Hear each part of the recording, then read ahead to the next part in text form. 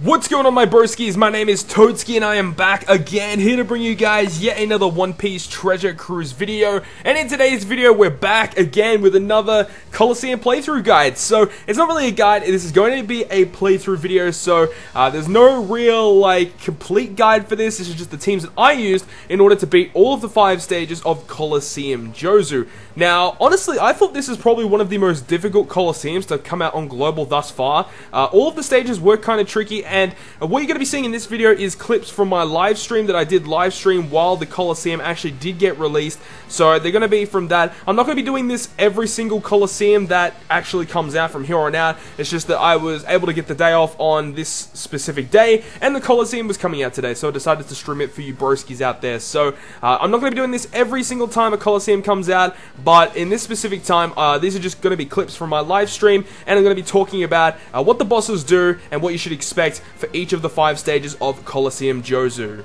So round number 1 is against Nami. Now this Nami here has 2.22 million HP and attacks every single turn for 4,015 damage. Now overall she isn't actually that tricky, although when you get her below 30% HP she does like 10,000 damage to you, so that's one thing you do have to note.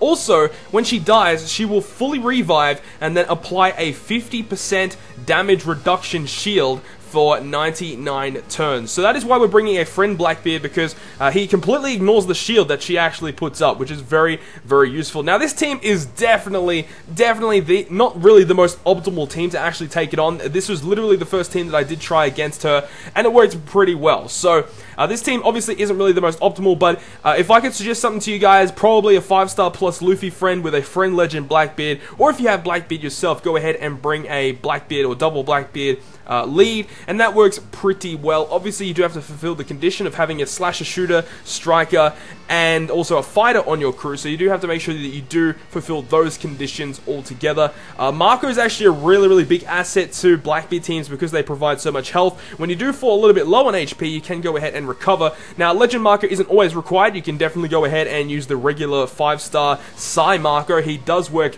just as fine. The orb boost is pretty, it's whatever, you don't really need the orb boost for this team. He's just there mainly to just recover our health.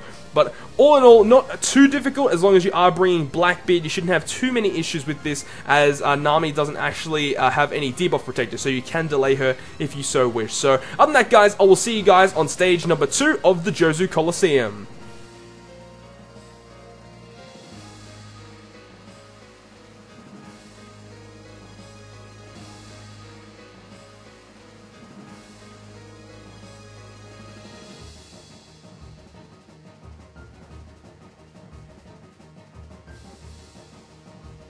So round number 2 is against Foucault from CP9. Now this guy, again, is going to basically need Blackbeard in order to beat it actually a lot easier, because he has a 3-hit perfect barrier for 99 turns or 98 turns. So definitely Legend Blackbeard is going to be your best friend against this Foucault right here.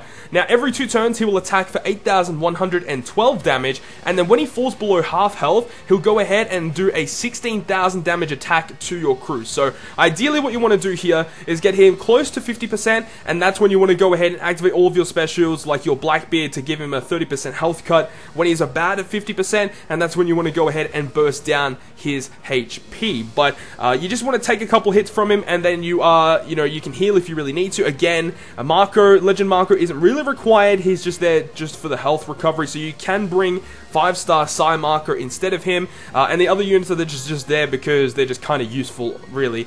They're not really too important, really. Dofi does provide a little bit more damage boost, definitely can be replaced with the regular Doflamingo, works just as fine. But yeah, the main reason why we are running this team is because we want to build it around Blackbeard. Blackbeard just being so good, and Cavendish works so well with Blackbeard himself. So this team just works all in all really well. Getting close to 50%, activate Blackbeard, and then just burst him down once he does get to about 50% HP. But anyways, I'll see you guys in round 3 of the Chaos Difficulty COLISEUM JOZU.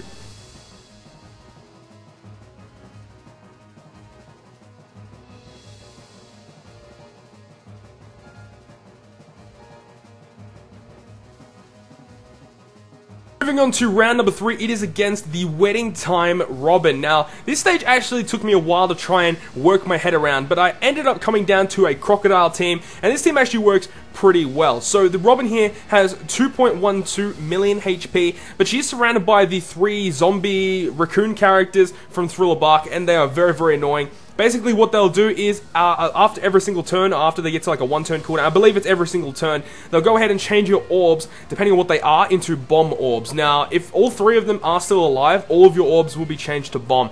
But the idea here is that after you wait after that first turn, because she will half your damage for that first turn, then after that, we're going to activate our orb manipulators, being Heracles and Dofi for turn 1, and we are going to go ahead and just take her down in a single turn, which works really, really well. However, even though we do take her down in a single turn, she actually revives, and when she does revive, she will summon 5 more raccoon characters. So after that, after they actually get revived, they'll go ahead and then change your orbs once again to bomb orbs. So that's why we have Kuma. Just any team with Kuma will work very, very well against Robin here, because you know, with the raccoon characters changing your orbs into bomb orbs, you can have Kuma to change all of those bomb orbs into matching orbs. So it works really, really well against this Robin character. And because Crocodile teams do have the ability to do a 2-turn burst, because they have 2 Crocodiles for type boosts, then they have Doflamingo and Kuma for orb boost, so you have 2 different turns that you can go ahead and use your bursts. So that's why Crocodile is one of the most optimal teams to actually take down Robin here.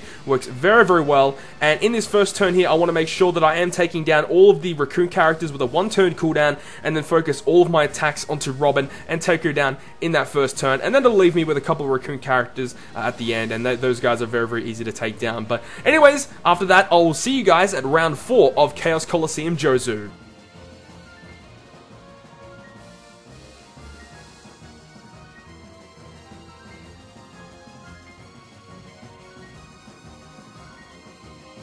Round 4, this team was so satisfying to use. It was basically an OTK based team using the 1000 Sunny, and I'm able to actually get this guy under 20% with just using specials, and then I can go ahead and use Sugar to actually kill him off. Now this guy, he has a load of HP. He has in the range of 6.3 million HP, so he doesn't actually do a whole lot after that though. He just does damage every single turn, and after every couple of turns he increments his damage to a lot more. But all in all, very, very simple with an OTK based team like this, and I'll see you guys in the last round of Chaos COLISEUM JOZU.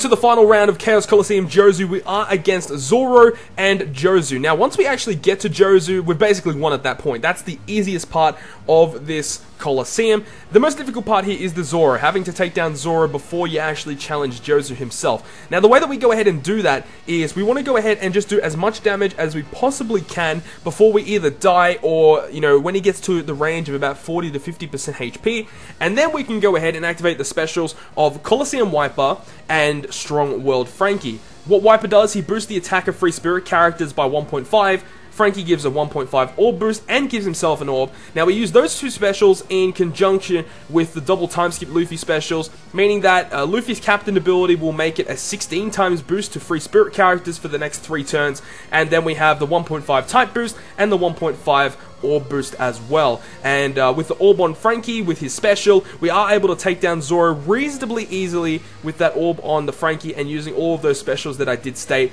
Now, when we are against Jozu himself, the only specials that we actually need to use is the Apu special and the Doflamingo special. Doflamingo will give one of the Luffys and Apu a matching orb, which is exactly what we need to take down Jozu. Now, before you actually kill Jozu, he does have an 8-hit combo barrier. That is going to be the thing that a lot of people are going to struggle with, because you cannot use health cutters against this guy. Now, Jozu himself has about 3 million HP, and as I said, he does have an 8-hit combo barrier, and he also has a delay protector for 6 turns. So you can't really delay him for the first 6 turns, and you can't use health cutters. So I know a lot of people will struggle with that. But yeah, if you just have a really high amount of damage output, you can just basically get past that. And basically what happens is after every single turn that he's alive, he actually changes his attribute. So Jozu will go ahead and change his color. He initially starts off as a red character, however, he will go ahead and change to a random color after that first turn, and he does that every single turn. He will just randomly change his color. But if you get him below 50% HP, he'll go ahead and deal 300,000 damage to you. So you do have to take that into consideration. But all in all, Time skip Luffy, once again, showing why he is one of the best characters in the game. Super, super strong. But anyways, hope you guys did enjoy this video, and if you guys did, make sure to smack the like button down below, and if you want to stay up to date with all the content I post, including more One Piece Treasure Cruise content, make sure to hit the subscribe button down below. But other than that, guys, I will see you guys within the next video.